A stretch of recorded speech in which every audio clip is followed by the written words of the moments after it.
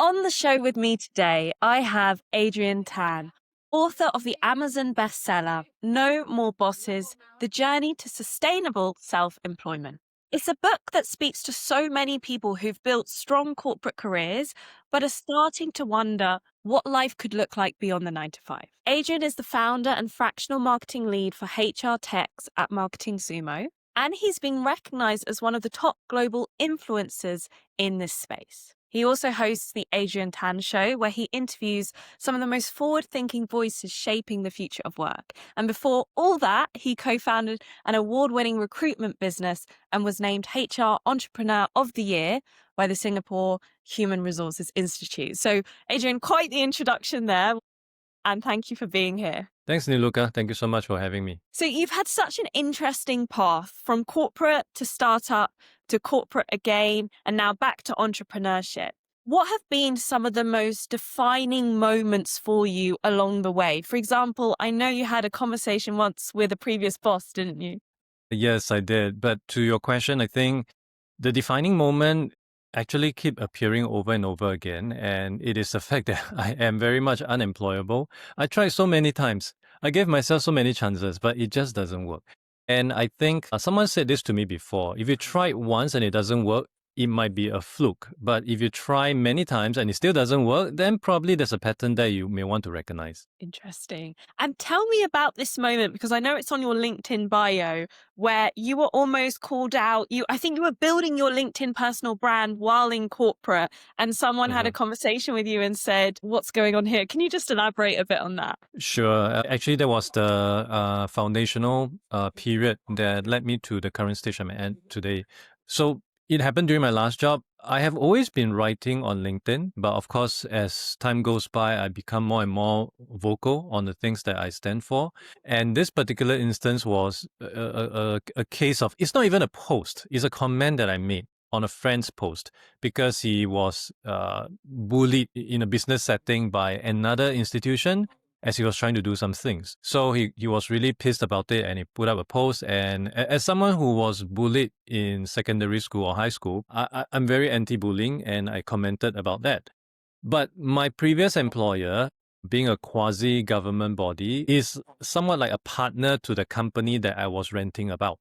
So my boss basically said, please take down the comments. And I refused, because I feel what I wrote was right. So it led to a full day call the next day. And then towards the tail end of the day, HR got into the call as well. And my limit was really stretched. And end of it, I just tell him, okay, screw this, I'll quit. And that really kickstarted the whole journey that I'm on right now. Amazing. That's so interesting, isn't it? Sometimes it's these small moments or these defining moments that really move us forwards.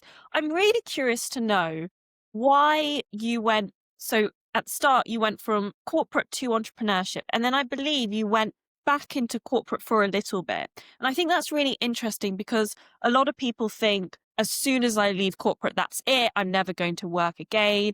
But you went back. Obviously, now you're back out of it. I'm curious to know what made you go back the first time. Was it by force, by choice? Tell me more. It's definitely not by choice. The first time I went back was right after I exited from my first business. As much as I got a cash out, but I was also heavily in debt. So whatever money that I received as part of the cash out, I went to the bank and I'm basically start from zero again. And to make ends meet was really tough at that point in time. I still remember after exiting from my business, I was telling my wife, don't worry, 3 months in, or very quickly someone will start calling me. And then the first month went by, second month went by, third month went by, and I didn't get a single call. So I started to panic. And I am pragmatic about the things that I have to do. I need to put food on the table. I have kids and all. So that's what forced me to head back into corporate, to take on a role that I wasn't really enthusiastic about, but I went with it. But along the way, like I said earlier on, I'm just unemployable. I just can't work well with others. Throughout the journey after my first business, I got fired 3 times. Yeah, different companies, different bosses, but the constant theme is I got fired in all 3 of them. There's only one that I exited amicably, but everyone else I was fired. And I think, again, it points to the fact that it is just not for me. And so every time I try to do something again, there's also a lot of learning curve. There's also a lot of friction along the way. Not all businesses that you start will end well or grow well. So I was just trying to toy and see what works. And if it doesn't work, then I need money again. I go back to corporate, so on and so forth. So it was literally like a ping pong game. But it's only until the recent one that I felt I might have touched on something. And this was like 4 years ago. And I just tell myself, okay, let's see how long I can stretch this. And I'm still stretching this. So yeah, so far it's been so good. Amazing. And what would you say has been different this time round compared to the first time you went into entrepreneurship? What's different this time? You said that you've got something, maybe you have more traction or... I think beyond the different business models, let me share with you what are some of the things I've done after my recruitment business. I went into career coaching. As a solo career coach, I did HR consultancy with a friend of mine. I started a company that helped people optimize their resume for keywords. And I think it all boils down to the fact that it is really hard to monetize, especially the first and the third one, because job seekers just doesn't pay a lot. And that makes things very hard for myself. The HR consultancy business was actually doing okay, but it was very government grant centric. And when the government decided to pull the plug on the grant that 5% of our revenue was on, we didn't have a choice. We did not even have time to pivot, because even though they make the announcement, okay, 1 year later, this would be gone, immediately you can already see the reaction from the agency is very different. They would take their own sweet time to process the application and all that. So that really have a material impact on all of us. But when I decided to try this out, I realized I definitely want to lean into something that I'm comfortable with, which is a service business. I've never really done, in a way you can say that the optimization website thing is a product. I know it's hard, so let me lean into business. And I think at the same time, I also took feedback from friends of mine, 3 different unique friends, and all of them were telling me that marketing is my superpower, that I should lean into it. I did not really know what I wanted to do at that point in time, so I decided to put my faith in them since I don't have an answer. And I put out an SOS on LinkedIn, hey, I'm doing marketing. And because I've always sold and marketed to HR department, I lean into that as well, so it become a niche for me. So I'm providing marketing service for HR companies. If you have any collaboration, if you're keen, let me know. And almost overnight, I gotten 3 new assignments over and above the 2 teaching assignments that I have. Wow. So when I piece everything together, I'm like, hey, I'm making twice the amount of money that I was making before. So let's try and see how long I can stay on this journey. Amazing. And I love the point around the feedback you got, because sometimes we need other people to actually say, hey, this is your superpower. This is what you're really good at. And also the point you made there, I think is really interesting. And it's something that I tell the founders in the Imagine That Club, which is you also need to think about the propensity of your customer to pay and how much cash they have. If you're going after grads and trying to do career coaching for 21-year-olds straight out of uni, how much you're going to be getting from that is going to be very different to, say, if you were targeting people who are in the C-suite, for example. It's really interesting. And I know, Adrian, you've mentioned in your book and you've spoken about having this loss of identity after leaving corporate. And can you just tell me a little bit around what you mean by that and how you went about redefining yourself? I think it's quite natural for anyone who, having been in a role for too long, to be so tied up with the function that they perform on a day-to-day basis for 8 hours, 10 hours a day over many, many years. And for me, that has always been the case for me after doing recruitment, after running a recruitment business for about 11 to 12 years, that my identity is so closely knitted to, as a founder or someone in the recruitment industry. And I don't really have any other identity in a way, at least professionally speaking. So, and I think many people realize that once you exited from a role or an industry, you realize the phone calls stop coming in because you no longer has that professional value. And I experienced it firsthand. And it was very painful to accept that, because no business textbook prepare you for something like that. It was almost like trying to go through a grieving process because your professional identity has died. And as usual, you go through the the anger, the denial, why is things like this, and then you start to blame other people. And it was tough, but at the same time, you still got to make ends meet. And I see this many, many times over and over again in many of my friends who are going through almost similar thing, because right now the market is not exactly doing the best. And I have many friends who got laid off. I just spoke with a friend of mine who has been unable to find a new job over the past 11 months, and he's still struggling. And it really takes a toll on your ego, on you emotionally, and especially for people with family like myself, you try to pretend otherwise so that it doesn't rub off on the kids or the family. So you're already crying inside, but you have to pretend that you're happy. So all this is really, really incredibly hard for people to navigate. But it is something that I realize it is always good to get to know other people who are in your shoe as well, because the painful bit about going through any of such situation is thinking that you are alone in this. In most cases, you are not alone. There's someone else who is probably having a worse time than you. And I'll give you an example here. I was so deep in debt at one point in time. I went to this agency in Singapore called Credit Counseling Singapore. So basically, you have to go to them before you could seek help to restructure your debt and all that. I can't remember exactly how much I owe. But as I was sitting through the session, someone put up their hand, I owe the bank 1 million. And I'm like, okay. Oh, I owe the bank 2.5 million. And immediately I actually felt better that I'm not in their shoe. Because you're around other people who are experiencing similar to you. Yes, and I'm not way ahead in terms of where they are.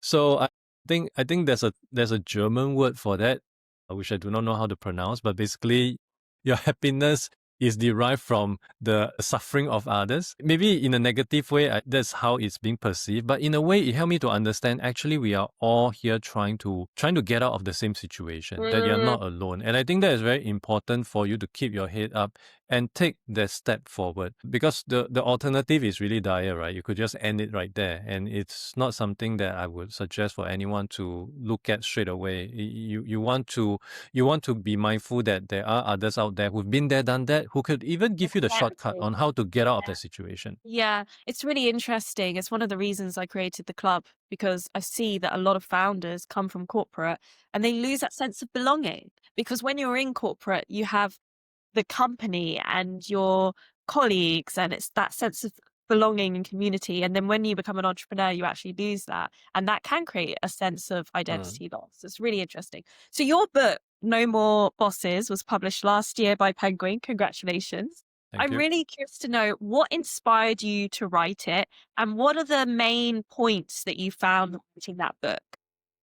To be honest, it wasn't my idea. I actually got a cold message or email from the publisher at Penguin Southeast Asia. Initially, I thought it was a scam because I couldn't see her headshot. But since it's Penguin, I took the call, and apparently she's a real person. And the initial idea was actually to write something more along the line of things that would resonate with HR department, because that is still my domain expertise. But she did remind me, HR department, I don't think that's going to sell many copies. Why don't we look at something else? So we brainstormed over a few days, and we decided, okay, how about my current journey and about self-employment? And there isn't, at least to my understanding, until now, there isn't many books from a Singaporean author that touches on this topic. And so we decided to go for it. And I guess the title also makes it very enticing for me to put a lot more effort into it, because it does come straight from why I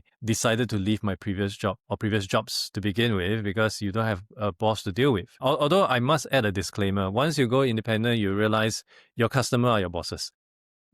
So in a way, you will still have your boss, but it does help to drive attention to the book. So that's how the whole thing came about. Interesting. Why do you think, I mean, not many people I know have Penguin just knocking on their door saying, hi, can you write a book? Why do you think they reached out to you? Is it because your LinkedIn profile was so strong? I'm just really curious to know how you got that in, if that makes sense. Like, why did you get contacted? Why do you think? I don't think it's just my LinkedIn profile. I've been writing for the longest time. I started writing maybe around when blogging was still a thing. when there's Okay. blogspot.com. I think I may be aging myself here, but those were decades ago. And I continue to write over different genre, different topics. And towards the most recent years, I started to write commentaries for Channel News Asia, which is like our equivalent of Okay. BBC. Right. So I wrote like maybe 20 over op-ed for them. And those are things that I would republish on LinkedIn as well. So Okay. I think and also I done my own writing on LinkedIn too. So those kind of content I believe might have appealed to her. And that was how the whole attention came about. I think there's a lesson there as well, isn't there, around, just keep showing up. I'm sure when you started that blog and you started writing many years ago, you didn't think that Penguin would come knocking on your door. And I think that's something that I say to entrepreneurs all the time. Everything compounds and you never know when that moment might happen for you. Never know. Exactly. It's just like my podcast. I started podcasting when I think again like decades ago. I did 5 episodes. I stopped because back then it was so tough to do it. But during COVID, I bought a mic. I'm like, since I'm not going to do Zoom call every day, why don't I reboot my podcast? And it was so much easier with Zencaster, Riverside, and all that. And again, those compounded. My podcast, the aim of my podcast back then was just to speak with interesting people, like what we are doing right now. But that also became a portfolio that caught the attention of someone at Channel News Asia. And when Channel News Asia decided to launch their own podcast series, one of the editor reached out to me and got me in as a co-host. So I actually co-hosted 2 seasons of a work-related podcast on Channel News Asia. And even right now, I am commissioned to be a podcast host for a few companies. And if you Amazing. ask me back then when I started my podcast, I would tell you, no, I would never think of never the plan. The Yeah. idea is just, I just want to cosplay as a podcaster because it sounds fun, haha. But eventually it led to other stuff. So I think, like I said, if you just keep putting yourself out there, just put one feet in front of the other, slowly, magic will happen. So interesting. I was speaking to another guest on the show and he's in the keynote speaking space and he does that for a living. And he was like, it was never the plan. This wasn't, I just did a couple of talks and then things happen over time. So I think that's amazing. Talking about podcasts, I would love to know, I know you've interviewed over 20 entrepreneurs on your own podcast.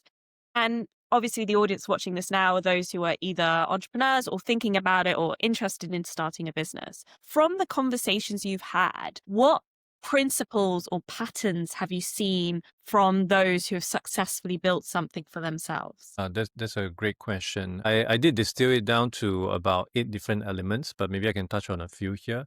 Maybe the top 3. Most of them are really come from very, very diverse fields. I spoke with people who are executive coaches, people who import nuts from Brazil, people who runs digital marketing agency across.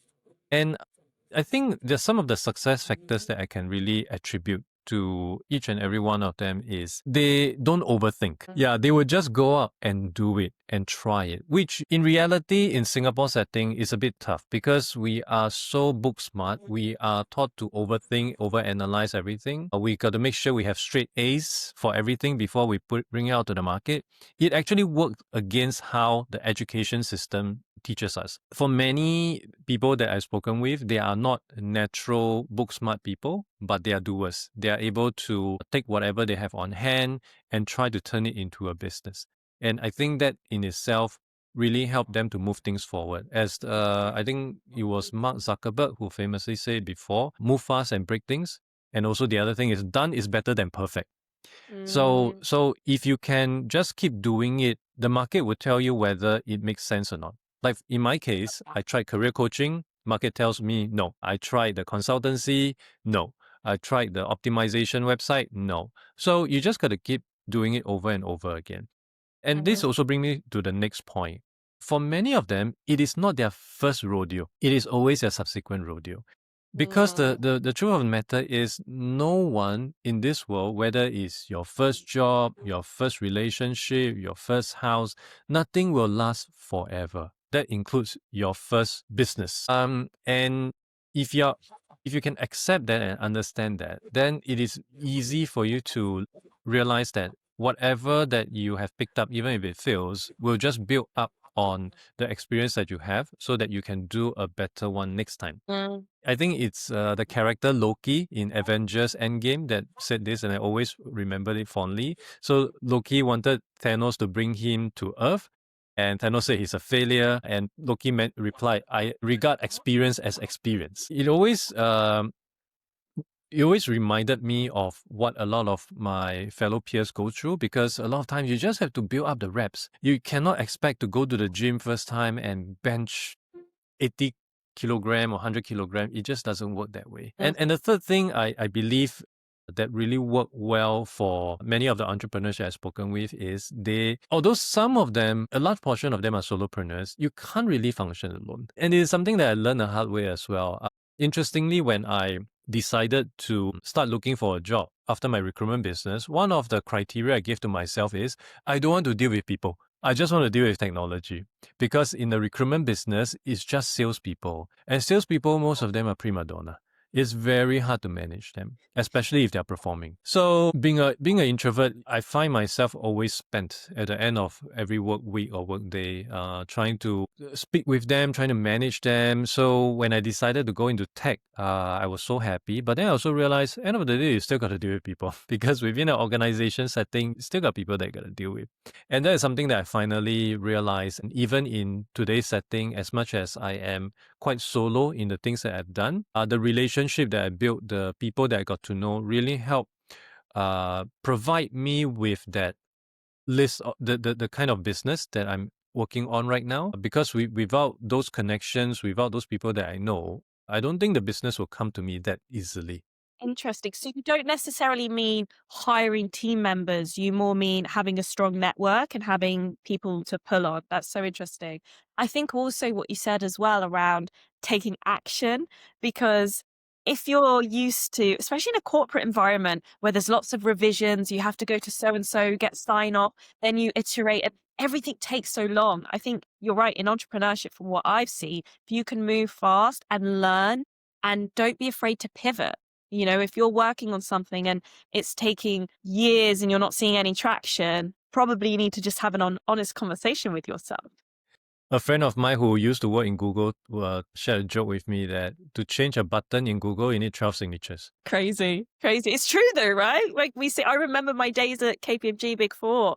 To get something done, it would take time, and this person has to go to this department and this, and you have to get this person to sign off budget. It's wild. I'm curious to know. So something that a lot of my founders ask, and something that I see entrepreneurs struggle with the most, is you start working for yourself and you have your service or your product, whatever it might be, whether it's B2B, and the main question is, how do I go about getting that first client? So I would love to get your take on this. What is that one thing that you would recommend someone do when they're looking to sign their first client? When you're looking to sign your first client, you definitely want to lean into your network. So I hope and pray that you already have some form of a warm networks at that point in time, because it's definitely easier to pull in something rather than going straight cold and you have to explain to people what you do, who you are, why you, not them, so on and so forth. The other thing is, of course, you also got to lean into what you're already strong in.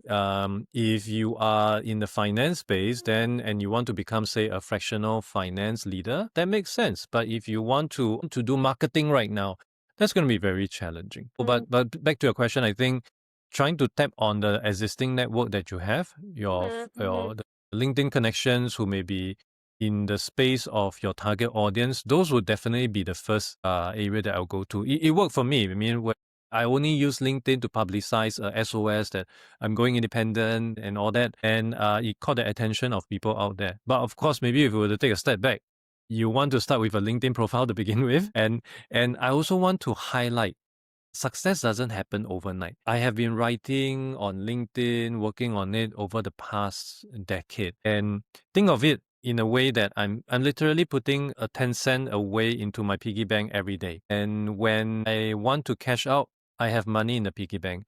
But those are things that you have to do every day, even when you don't need the network.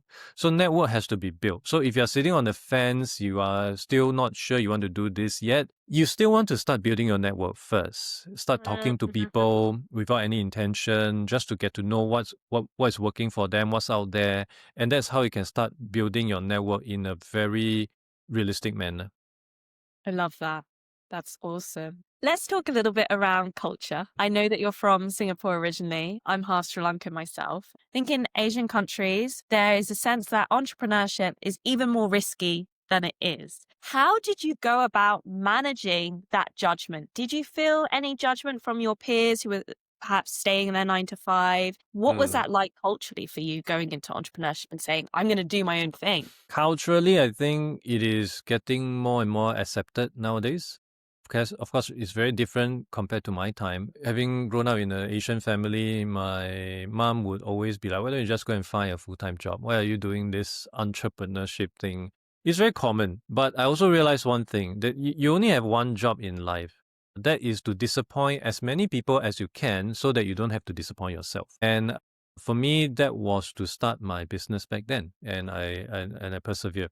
And yes, during the initial phase, it was tough. I remember over the first close to 2 years, we weren't drawing any salary. My first paycheck was $150, and I was so bloody happy. And during then, you were just looking at your friends, having a time of their life, and all that. So you will tend to compare. But those are things that you just have to be mindful of as sacrifices that you have to put in, because nothing starts from the top unless you are a Nippo baby. Otherwise, everything starts from the bottom, and you just got to put in those time and effort into the whole thing. Mhm.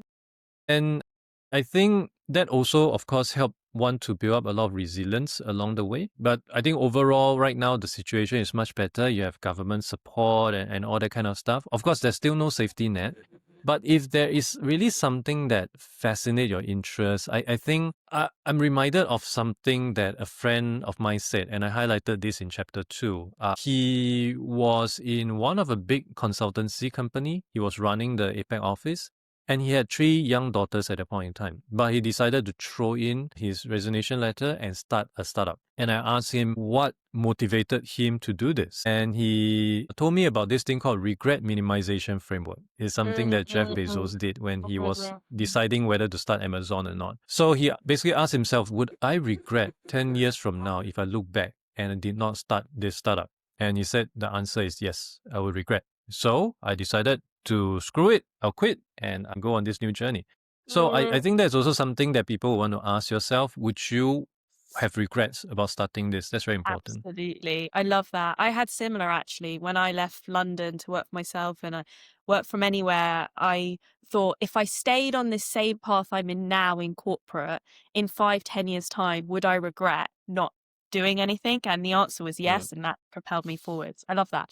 So if you feel that culturally it's changing a little bit in Singapore, and also I think it's interesting because you mentioned you made this career change in your and I think that's really interesting because we used to have this image that entrepreneurs are, Stanford dropouts, working in their parents' Mm. garage and all of this. And actually what I'm seeing now is entrepreneurs of all ages. So I'm curious to know, because I know you're also in the future of work space and you work with HR companies, etc. See the future of work changing to become more entrepreneurial. What I mean by that is, do you think we are moving to a place where, regardless of the country you're from, more or Mm. less, regardless of age, the future is actually going to be people building businesses rather than being employed? I'd love to know your thoughts on that from almost a macro level, seeing the trends in Mm. this space as well. I think in today's volatile world, it is almost a necessity, because gone are the days of stable job, iron rice bowl, all those doesn't come in play anymore. And the most frustrating thing would be when companies like Microsoft announce, oh, we made record profit. And in the same sentence, we're going to fire 1,000 people. There's no more logic in this world. And if that's going to be the case, then why do you still want to spend 10 hours a day, 6 days a week, slogging your life away for a corporate machine that eventually will just spit you out with bones and all? So I think that may drive people to just do things on their own and to prioritize maybe more for me, a lifestyle business. For younger people, yeah, maybe they want to do a startup and all that, and they have the energy to do so. Even if you are already gainfully employed, my recommendation is you should have a side hustle, because your job is no longer guaranteed. There's no more guaranteed job in this world. So by virtue of that, and by virtue of how every company right now only prioritize on shareholder value and nothing beyond that, You just got to take care of yourself. And the best way to take care of yourself is to start something on your own. And the best thing about this is you don't have to ask anybody's permission. Imagine if I had to become an employed career coach, or I have to work as an employee to be a career coach. That would never happen for me because people would say, oh, you never done it before, you don't have the credentials, so on and so forth. The same thing for all the other jobs that I had. You always got to ask for people's permission. But if you were to do something on your own, you can do whatever you want. You don't have to ask permission. You could try it out. You can see if you like it. If you like it, scale it. If not, just wrap it up and move on to something else. So I think that is a much easier way to go through life. And I love this idea of saying you don't necessarily have to tomorrow leave your job and start something from scratch. Actually, you can be building your network, as you mentioned before, building your LinkedIn, building a side hustle, all while you're still working. My first business was in public speaking coaching, and I started that while I was at corporate. So I think that's so interesting. And curious to know, bringing everything we've discussed together, how has your definition of success changed from 21-year-old Adrian, who probably, I imagine, was like, right, I need a big brand on my CV and I'm going to make tons of money and I'm going to be in this corporate world, to now? How has success changed for you and what it means? I think for any 21-year-old, the concept of success probably would not escape the fact that you want to be rich, you want to have a fancy title, you want to work in a big company, you want to drive a car, live in some place swanky. And over time, you also realize actually all those may not be as important as it seems, because if all the time you spend trying to acquire and to maintain that kind of lifestyle, you don't really have a life to work with to begin with, because that's all the time that you have. So I think for me right now, trying to get me time and downtime for myself is really important. I think it's also maybe a midlife crisis or a middle age thing. I tend to appreciate a slower pace of life. Even when I go traveling to other cities, I much prefer to just sit in a coffee shop or a cafe, sipping my coffee and people watch the whole day, rather than, let's go to our 5th shopping center and carry 10 shopping bags out. That's just not me anymore. And also the peace and quiet that one can get from the downtime. One thing that I really appreciate in what I'm doing right now is because of my flexibility of working location. I could easily, it's a Tuesday, let me bring the kids to the zoo, because on weekend it's going to be so packed and I hate crowds. So those are the things that I place a premium on. And of course, spending time with my family on the frivolous hobbies that I picked up. All this actually made me appreciate life much better, rather than chasing the next coin or next dollar. That's so interesting. Also, I want to say it's so inspiring as well that you've been able to do this journey while also being a parent. Because I have a lot of founders say, the risk, and I suppose it's true, right? The risk is higher because you have to put food on the table, etc. And I think it's amazing that you as a parent have been able to do this. And I suppose another quick question for you there is, how have you managed parenthood with entrepreneurship? Because I think as an entrepreneur who doesn't have children, maybe it's easier in some ways. How did you manage that? How do you manage that? It's definitely much easier without kids, to the extent when I see some LinkedIn guru giving advice and all that about how you should run business. The first thing I always do is, do you have a kids? It's just you and your wife. Okay, I'm not going to listen to you, because what may work for you wouldn't work for me. Yeah. And I must admit, it's never intentional to start a business in a way. I would say it's somewhat forced by circumstance. Even for my first business, I did that because prior to that, I was in a couple of .com and I got laid off. And when I joined the subsequent company, it's in the aviation industry, and I thought I would be safe. But then SARS came along. So for people who are too young to know, SARS basically is the OG of COVID-19, but it only lasted for 6 months. But 6 months is long enough to kill the airliner industry. And as a supplier, the business was affected, and I thought I was staring at a hat trick of retrenchment. So that got me to work with my friends to start a recruitment business. So it's very consequential. Subsequently, all the other businesses was just a way of, I would say, making money, just to make ends meet. And that's how things come about. And of course, along the way, I have kids. I must admit, during the initial years, it was tough. Trying to balance things, it was incredibly tough. I even had a situation where I remember for my 3rd kid, I have to miss his birth because I was tied up in a media interview or something, which I regret until today, because those are a period you can never turn back the clock. So in a way, I try to spend more time with them. When they were much younger, I make it a point to fetch them from school on a weekday and then bring them out for fun, just to go around, just to spend more time with them. I think those are important moments because once they become a teenager, like one of mine just did, I think Obama said it. When kids turn 16, they'll go to their room and close the door, and they will come out when they turn 21. It is somewhat true because we were teenager before. We know how it was like. Yeah, yeah. So I try to spend as much time as I can with them while they still want to spend time with me. And sometimes that means it has to take a toll on your business, which I guess is why I decided to do what I do right now, because it gives me the flexibility and the ability to pick who I want to work with at a slower pace. If I want to make less and all that is perfectly fine, Mm, because I am really optimizing for lifestyle, not so much to maximize, the amount of money that I want to make. If it's understood. really for money, then might as well go and work in a corporate job, right? Because in entrepreneurship, people will tell you, oh, you cannot work 40 hours a week for someone else, so you rather work 100 hours a week for yourself. I did that before, so it doesn't make sense. It makes sense. Yeah. Yeah. Okay.